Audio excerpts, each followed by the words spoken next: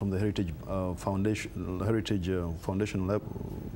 dictionary, definition rather, of terrorism, I think was to the point, because there have been many liberation movements, like in Africa, who have deliberately not set out to use terror in their modus operandi, like the ANC. What do you mean by saying they set up not to use terror when in fact they have the tools that obviously are inflicting violence and what have you on some people?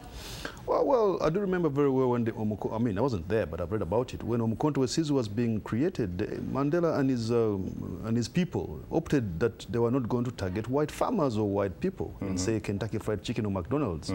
Similarly, with President Museveni with the National Resistance Army, they didn't set out to target, civilians or whatever.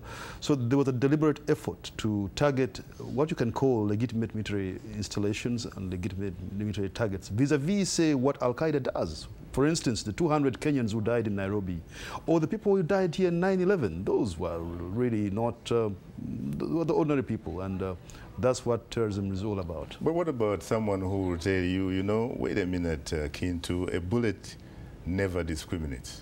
You may have a policy, obviously, of not targeting, civilian populations and what have you, and you talk about targeting, military installations and you name it. Yes. But you end up perhaps causing a lot of havoc to the extent that what some call collateral damage sometimes becomes really a disaster.